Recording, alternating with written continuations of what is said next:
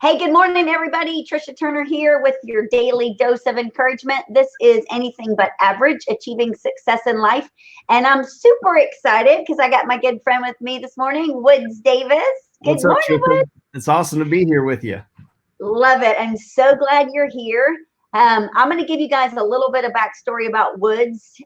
Woods is probably one of the smartest people I've ever met in my life.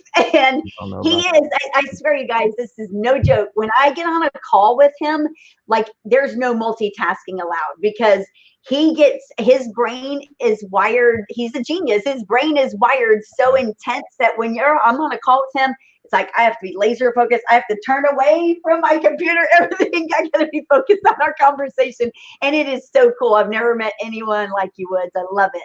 And his marketing skills are, again, top notch. So this is just a real treat for you guys to be able to hear from Woods and hear what he's going to drop on you guys today. So Woods, share a little bit about your backstory, where you're from, where you are in the United States, and a little bit for everybody to know you. Yeah, awesome. So I'm actually here in Frisco, Texas, and I moved here probably, I guess it's been almost 5 years ago.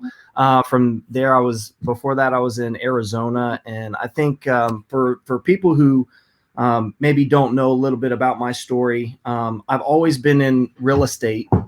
Kind of started out as a real estate investor. Actually, I started out in the mortgage business. And that's where I really kind of cut my teeth and learned that real estate was kind of like the vehicle that most people that I knew that were very successful in life, they had something to do with real estate. And so I knew that I just wanted to be successful. And I'm like, well, I want to learn how real estate works. So I got into the mortgage business. And quickly found out that the mortgage business was, it was a sales job, and I was a sales professional. And I think that a lot of people don't realize how important sales is and how much everything you do in life is sales. But I quickly found out that I did not have sales skills. And the good thing is that skills can be learned. So I invested in myself and learn some of those skills. And along the way, I was really fortunate because, I learned how to start investing in marketing to generate clients. I started out, like, I used to hate it, to be honest. I would cold call people. I literally started cold calling people out of the phone book. I had no clue, right? But what was crazy was at that time, this is probably like 2000 and maybe 2003, 2004, I could literally have success by doing that. It just took a lot of hours. I was on the phone all day making hundreds of calls, and I had a little system. I knew I had to, I knew that I had to get in my 25 conversations. Like I had to get 25 conversations a day. That was my goal. And my 25 conversations would lead to my 4 applications, and my 4 applications would lead to 2 appointments, and my 2 appointments would lead to 1 loan. Right. So I knew that. Yeah. So like it was doable, but it wasn't fun. It just wasn't fun. And I'll never forget, one day this guy came into our office and he started having success very early on. And I was like, man, what are you doing? And he's like, well, I send out these postcards. And I was like, oh, wow. Like, that sounds good. I want people calling me instead of me being the one calling them. Right. So I started, I literally copied in exactly what he was doing, which is kind of my template for success. People think that I'm, a great marketer. I literally just copy, and borrow and try to learn the principles and apply them to my niche.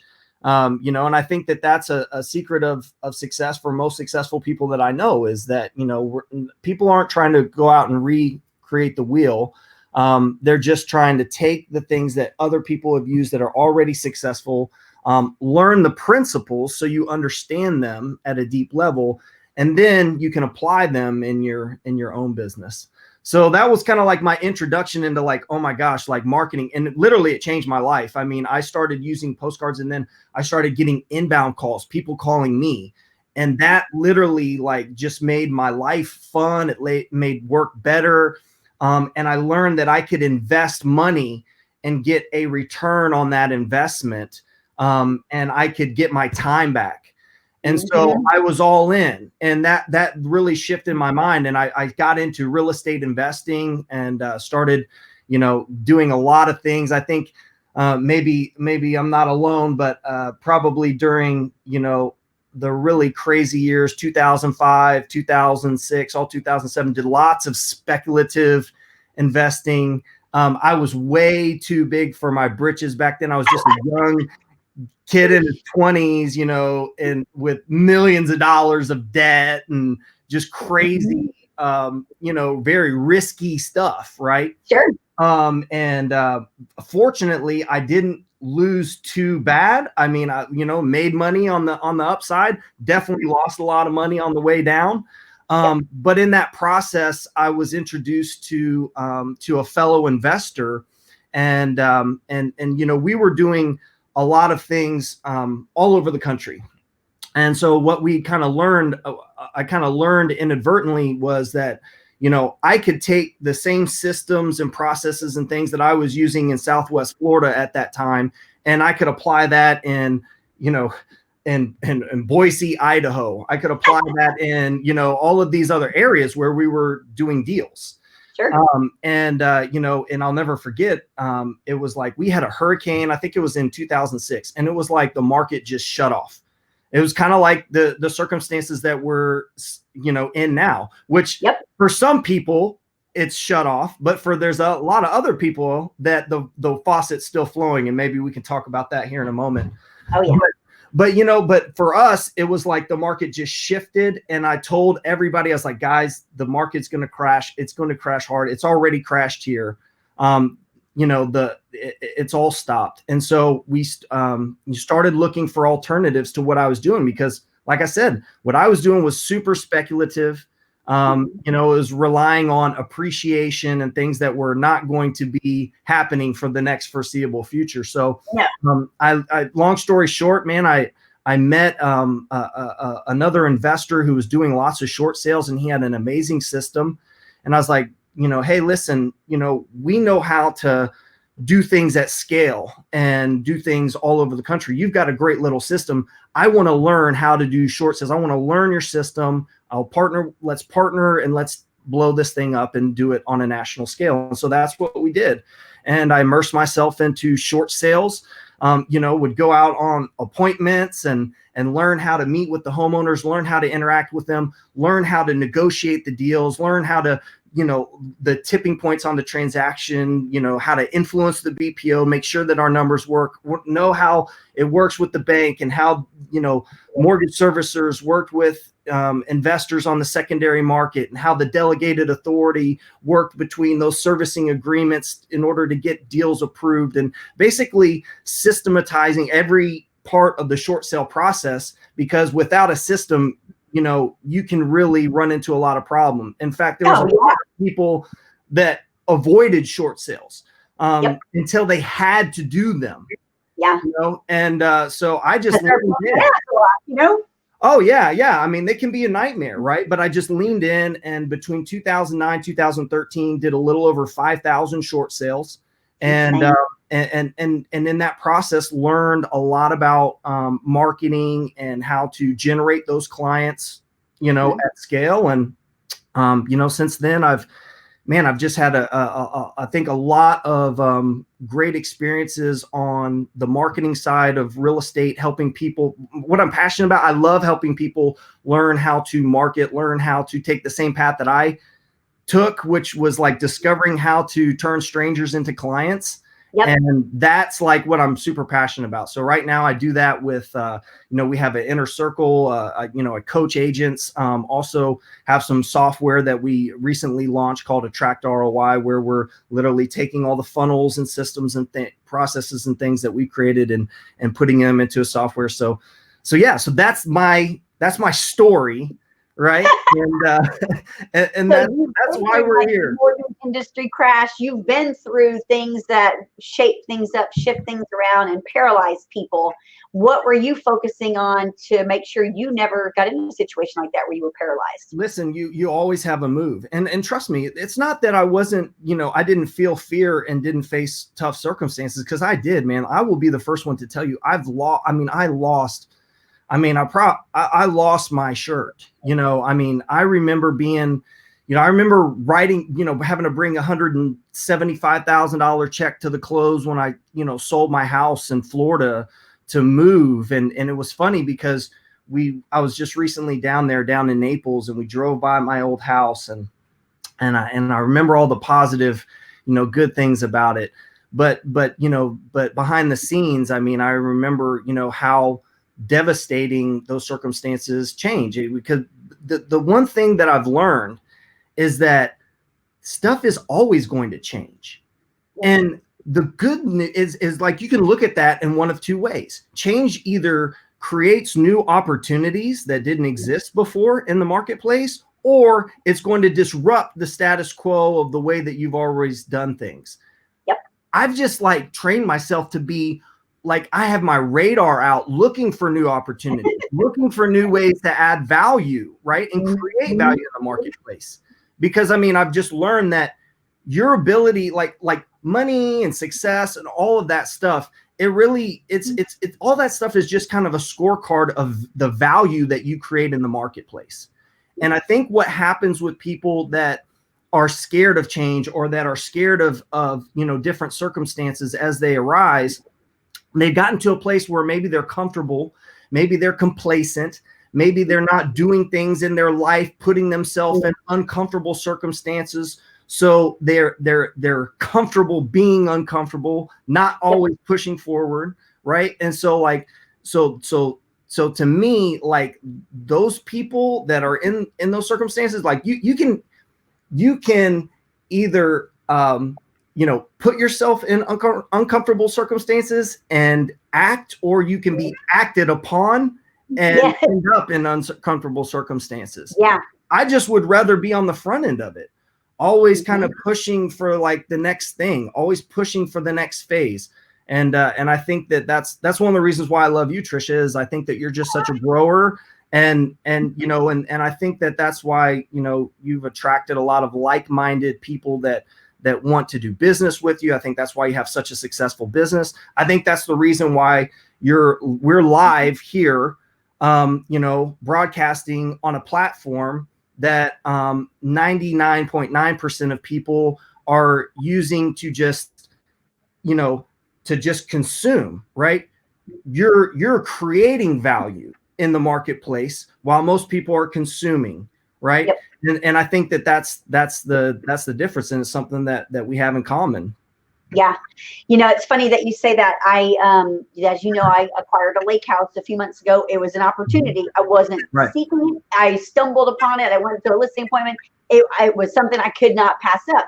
Now, looking back on it, I was having a conversation with my dad about 2 weeks ago when all this was coming about. And he's like, how's business? And he's, my dad and I usually don't see eye to eye business-wise because he's one of the old school methods. And so he's like, boy, I bet you're wishing you wouldn't have bought that lake house now. And I said, are you out of your mind? No, I'm not wishing. I'm grateful that I did, because that was an opportunity. And this is going to enable me to go further faster now, especially. And like I told him, I go, and worst case scenario, if coronavirus gets crazy in Houston, I'm just going to run to the lake house and hide, So I didn't see it as a bad thing. I'm like, this is a great thing. It's the mindset, though, It is a mindset, and I just always want to be on the side of optimism, and I think, honestly, I think in my life, sometimes because I've leaned so far on the optimistic side, maybe I've even done some things that, almost naively,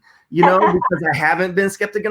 Like I said, I've definitely done lots of different things. I've lost money, I've failed plenty of times.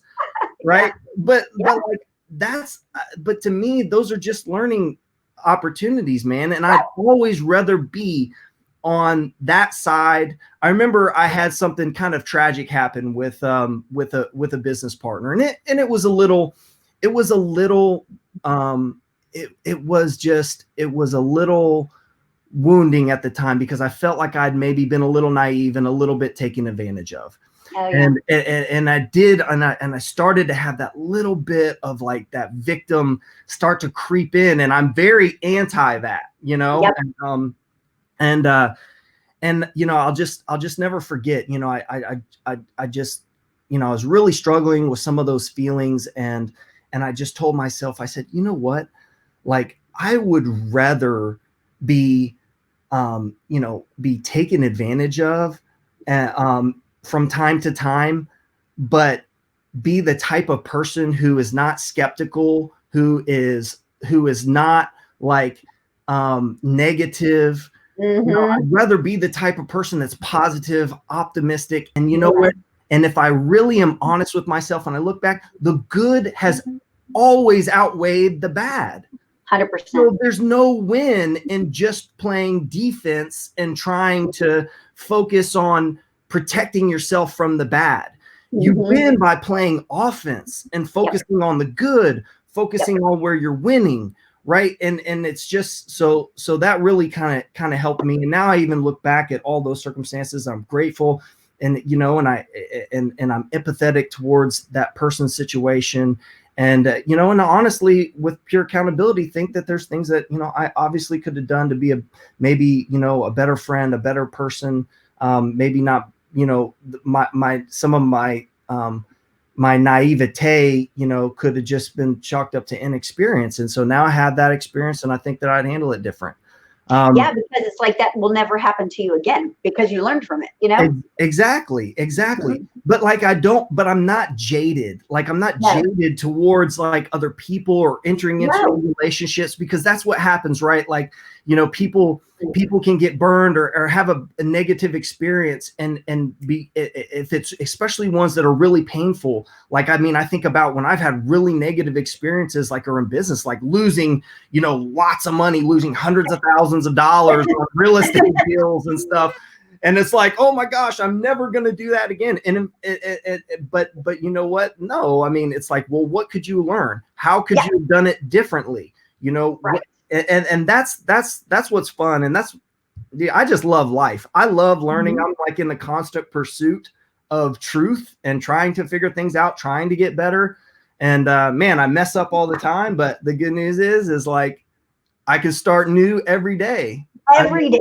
Yeah. It's like, you know, that mindset where people, they get so focused on what happened yesterday. They're like, gosh, I can't believe I did this. Or I can't believe this happened. It's like, get over it. That was like yesterday. It was so long ago. Yeah. Why? You can't change it. It is what it is. Just like this coronavirus. You can't change it. It's freaking here. It is what it is. It'll be gone. Just keep moving forward. You can't just stand there and think, you know, it's crazy. 100%. Well, I can tell you that, you know, out of all of the private clients that I work with, you know, the people that you know, that I coach, and you know, that there is a cohort of my probably what I would say are just A+ students, like the people that I just love to work with the most, and they're killing it right now. They're killing it right now. They've had to make adjustments. You know, like, I mean, I was just thinking about one conversation where I was working with a gal, and she had a really great strategy that was working really good for her. She just implemented perfectly, and it was a customer acquisition strategy. And it was like, okay, well, crap. Now with all of this stuff, this has kind of thrown a few kinks into that strategy. We can't really do that same strategy. Right. But she was already like, but you know what? I used the same system, and let's go ahead and flip over. We're going to focus on these vacant homes, and we're going to use the same strategy that we were using here for these, you know, for these types of properties with these vacant homes now. And man, she implemented, and dude, she's having success again. Yeah. So you always have a move. Always have a move. And the cool thing I think about when you know, when there is like false psychological barriers that are holding other people back, that's an opportunity for the people that are optimistic, that are willing to jump in, that are willing to figure it out. that are going to be making moves to really take market share, just like I did with short sales. Just like, dude, I help people go from no-name agents to doing hundreds of like over 100 transactions in a year because they were willing to like be humble and like, okay, I'm going to shift and I'm going to lean in, while other people are retreating. I'm going to focus. And I think that people are naturally attracted to that and drawn to that. Anyways, so like if you can kind of be that person and that voice of reason and optimism in your marketplace, then I think that you can really benefit from being very active right now. It's like you sit and consume just even a few minutes of the news. It's like you want to slit your throat before it's over. It's insane. They're sitting on there talking about opening up the country so that we can get back to work. And they're talking about these businesses that may never come back as if, oh, well. And it's like, well, yeah, look who's saying that. You got a secure job. You're a freaking TV anchor person. Hello. What about that business owner? They need to get to work. They don't have a steady paycheck. Just like you and I, we create our own. It's like, I'm not shut down. I'm never going to be shut down. When I die is when that happens. And by then somebody else will be running it, but we have to continue moving forward because there's so many people and families' lives that depend on us moving forward. We have to. 100%. There's a couple of things that I've learned so one thing that I've learned for me personally is that consuming the news is generally bad for my mindset. And so like I've made decisions and listen, like I fall off my game and I'm always having to like recheck myself. In fact, I noticed here recently, and I posted about it here recently, that I had gotten off my game a little bit. I was starting to kind of watch the news a lot. I was allowing these things to take me out of my personal routine, right? My little bubble that I've put around myself, like you have a very regimented routine. 100% and 100%, and that the discipline for that routine is what brings me happiness. And but I recognize that, and watching the news was like one of those things. And so I've consciously made the decision to cut myself off from some of that, to make my own news. And listen, and I don't want to downplay in any way. There are definitely people that are in trying circumstances that they can't figure out. But I would just encourage people, man, to think about what you can do. Again, it's not about defense; it's about offense. Like, what can you do right now? Is this when I in my previous office when I lived in Arizona, I had this beautiful office. I love that office, and it was 2 stories. And on the downside of the story where all my employees were, and then I had these 2 glass offices up at the top. And I wrote, I had a big thing in vinyl lettering that said the no end zone. The no end zone. And what that meant for me was that when I was in my office upstairs, I was working on the business, and I was not allowed to work in the business. And so when I would go work in the business, I would physically leave my office upstairs and I'd walk down the stairs and I would be about, amongst my people and my employees, and I would work in the business. And so right now, like this is a great opportunity. If you're taken out of working in the business, right? Use this opportunity to work on the business. Where can you be creating some systems? Where can you be, focusing on doing some marketing, filling your pipeline, reaching out to people, having conversations with past clients, touching base with people that are important that could help you, doing things like what we're doing right now. We're broadcasting virtually, right? Trying to add value to the marketplace in some way, right? Trying to help people move forward. 100%. All of those things that are like, that live on some checklist somewhere that are deep down. Maybe now's the time to revisit that and see, what can I bring forward? What can I do to work on my business if I can't work in my business, if I have limitations there? And and I think that's one of the things that I've been really focused on, and it's brought me a lot of joy too, man. There's something that's really great about knocking out those things that have been kind of, on the back of your mind, or like I said, and I call it the backlog, right? Like these are all the things that are on the backlog. They might not be priority now, Yes. but but They're a to-do list the in backlog. your mind, you're like, I know I need to do these things, but these other things have so much more priority right now. I have to get these done, that top 5, but you always have these lingering things that if you would actually take the time to do them, it probably would improve some things in your life or your business or both. And so people that aren't doing that right now, it's like, what is wrong with you? There's no greater time than now. What are you doing with your time? Right. What do you know? Yeah, I mean, and I think that it goes with, with all aspects. I mean, I noticed for me too, man, I'd gotten into this little rut where I wasn't working out because I just shifted. So in January, I ran an ultra marathon and I'd been training for that for like 6 months. So I was sick of running, I was like, and I was so excited because I'm generally kind of like, I'm tall and kind of lanky. So like, I have to work really hard lifting weights and stuff to have the physique that I like to maintain. And when I'm running, like when you're doing an ultra marathon, which is like, it was a 62 or 64 mile race, like you can't it's hard to keep your muscle on. So I was excited about like getting back to the gym, and I just had been going back to the gym and I was lifting heavy weights and it felt so great. And I had I had a new goal set for myself. And then it was like all this happened and I was like, now it's like I don't have weights at my house. I can't lift weights. And it kind of got me off a little bit, right? Yep. So I had to set a new goal and I had to adjust based on the circumstances. And now I have a new goal that's based around these calisthenics, and I've incorporated back into some running as well. But I noticed for me, like if I feel myself starting to be stuck, it's oftentimes because I don't have a clear goal that I'm pursuing. Yep. And so I just challenge anybody who's listening to this, if you feel like you're maybe a little bit off your game, you're a little stuck, what is the goal, right? Let's reestablish the goal. And does the goal need to change based on your circumstances? And if so, like, what is that new goal? And what are we going to do on our daily to reverse engineer the success to hit that goal, right? And the like good strategy, bad strategy, the root of a bad strategy is solving the wrong problem.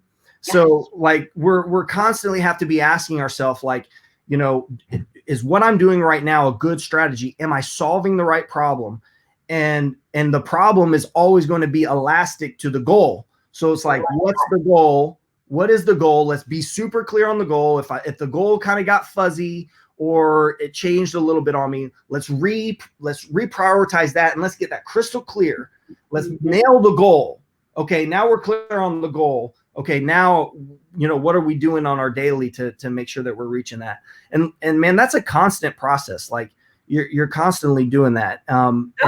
It's time, effort, and energy. I'm fortunate to have some amazing business partners and people that are very strategic in life and help me kind of focus on those things. And so, I think now more than ever is a time to focus on the goal and be strategic with your business, be strategic with your life, because your circumstances are different. You have to have a different strategy. I mean, just the other day, I'll show you, I had to create I had to reprioritize my home life. My home life has changed because my kids are at home. Right. I have a teenager and when I have a 12-year-old, that are at home that now it's like, I just realized, like, okay, our traditional system is out of whack because our system was based around them being at school. Yeah. So we had to readdress the system, and we sat down for 2 hours and I co-created a plan with my kids. We all took our phones out and we created a daily checklist. Like we created a daily rhythm that they all agreed to, just little things, even right down to like, hey, listen, like school starts at 9 a.m. right? Chores start, everybody's up by 7 a.m. right? Like they have certain jobs that our kids are responsible for. And it was just a matter of like, And I noticed like they were resistant at first, but I can tell that they're happier now that they have some structure. They have clear goals, right? They know what success looks like because they're ticking off the boxes on the checklist.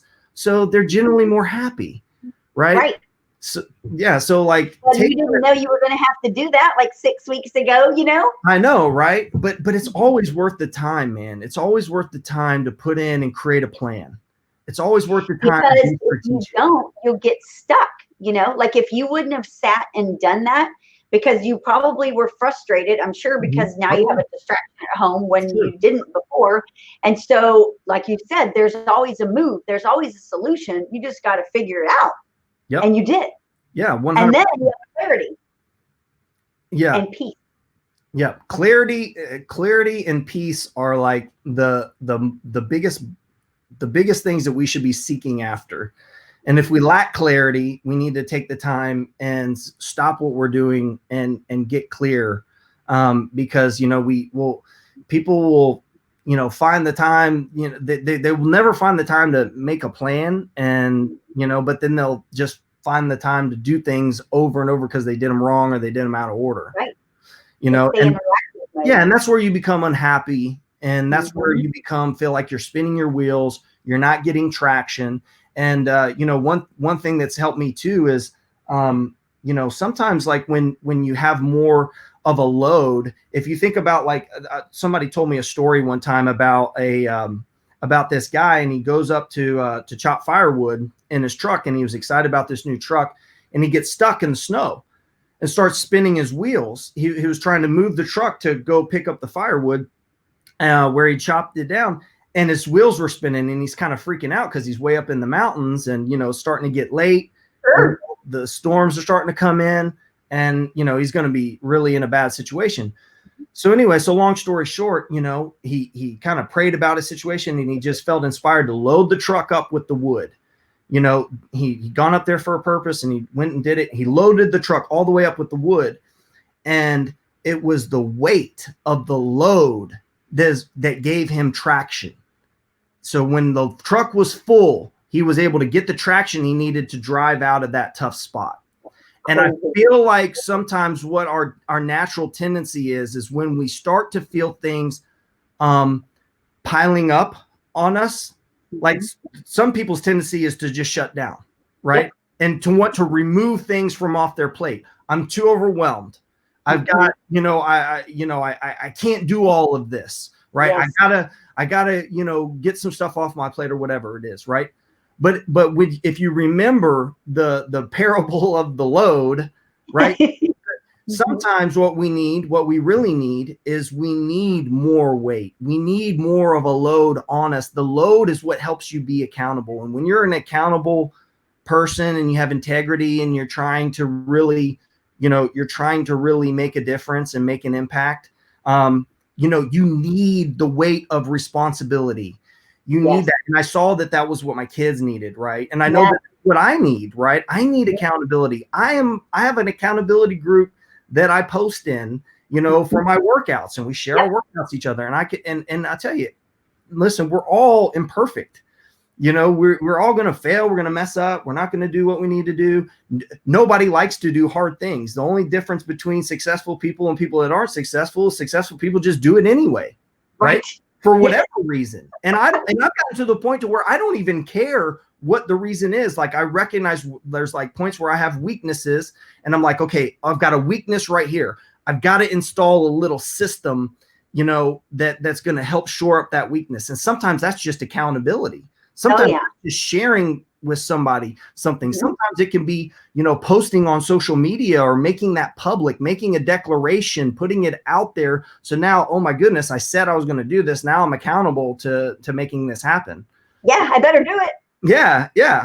It's the little things like that really make the difference. And I think especially right now is just a good time to like refocus on, where are you missing? Where do you need to kind of pick the ball back up, especially when it comes to your personal development?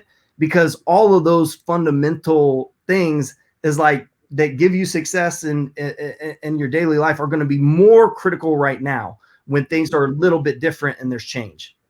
Yeah, because if you think about it, I mean, because we're all under this home and shelter place, whatever it's called, not everybody is working all day long. We all have the same amount of time during the day. It's like, what are you doing with your time? Right. No one can use the excuse, I'm too busy, I didn't have time for that. No one. Yeah. You know, but Yeah. try that one. It's true. You know, it's true. It's true. It's funny. Honestly, I think I've been working a little too much. You know, I've really leaned in on this time and this opportunity.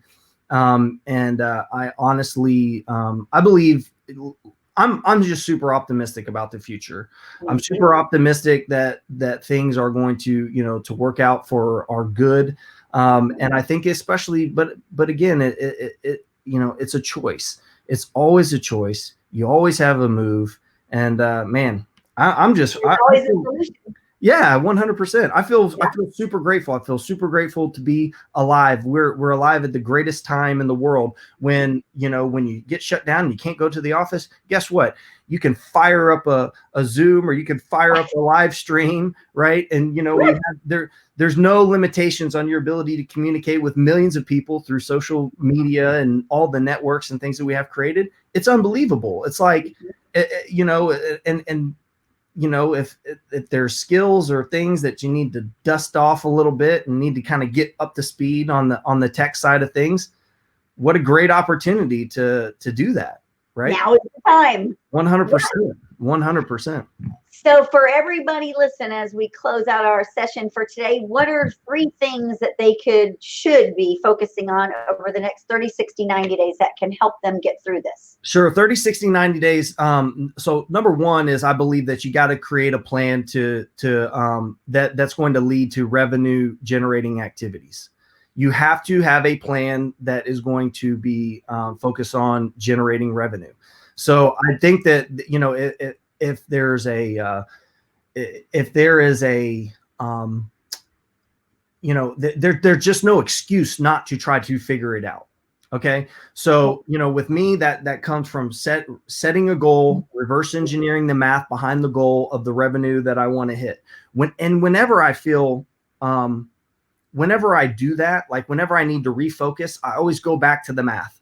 So the number one thing that I can tell anybody to do is create a personal economic model. You know, this is not a budget. This is a model. This is a business model. This is a forecast of what you want to accomplish from a revenue standpoint by when. And then what are the daily activities that we need to be doing in order to reach that goal? For me, it's unit economics. Like you heard me talk about from the very beginning when it comes to sales. That's one of the things that you learn is how to break down the goal. Listen, I knew that I needed to talk to 25 people. I have control over that. I had control over 25 conversations, right? And prior to the 25 conversations, I had control over the 200 dials that it took to get the 25 conversations. So get things down to, so thing number one is, you know, identify the goal for revenue generation and break it down to the revenue generating activities that you can be doing every day right now, given your current circumstances. Okay. If you can't, you know, meet somebody face to face, well then meet on Zoom. If you can't, and then you can the reason why you start with that goal and that economic goal is maybe your numbers are different over technology. Maybe you close 50% of people face to face. Maybe it's only 25% over a Zoom, right? But we'll know that that's a knowable number. So that's why we reverse engineer it. That's thing number one. So thing number two is I think that you got to focus on personal development and fundamentals right now. Right now is the time to get refocused. You know, if you've been off your game, give yourself permission to and forgive yourself and move forward right now.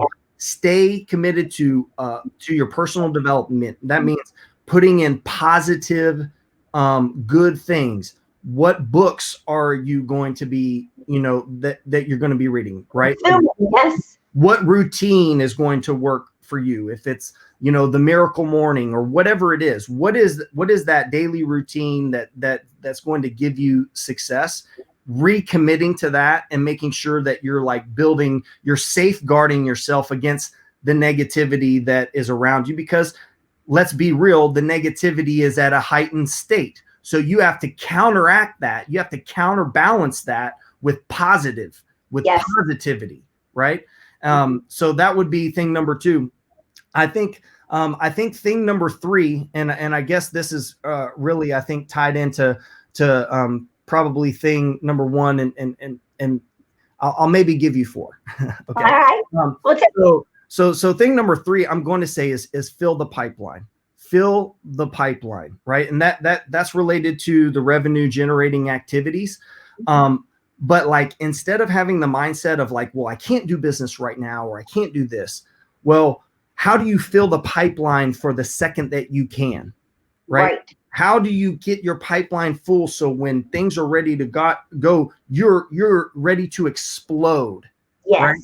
And you're calculating, and you're giving yourself runway. So I know, man, I've got all of this stuff in the works. So man, when I'm have the ability to turn it on, it's going to come rushing out like a dang, you know, waterfall, right? Oh yes. Yeah. And then I think that the last thing that I was going to say is, man, I just lost it. But I think that those 3 will probably serve you well. Is, you know, fill the pipeline, you know, get focused on the revenue generating activity, or set the goal, get focused on the revenue generating activity, focus on the personal development, like pour it in right now. And I think that you'll be good, man, over the next 30, 60 days. But now, here's the good news is there's more attention available. Like, it's funny because people are pulling back advertising right now, and my people are advertising more than they ever have, because attention is at a discount right now because of supply and demand. There's more people on social media. There's more people on their devices. There's more traffic available. So traffic is cheaper right now. So if you do understand marketing, you know, I'd rather pay, you know, 30 cents for a click than $1, right? I'd rather pay, you know, 10 cents for an eyeball than 20. That just supply and demand. So right now is a great opportunity to really step it up and get in the game when it comes to, you know, advertising as well. I love it. Hey, Woods, how can anybody find you if they wanted to ask you a couple of questions?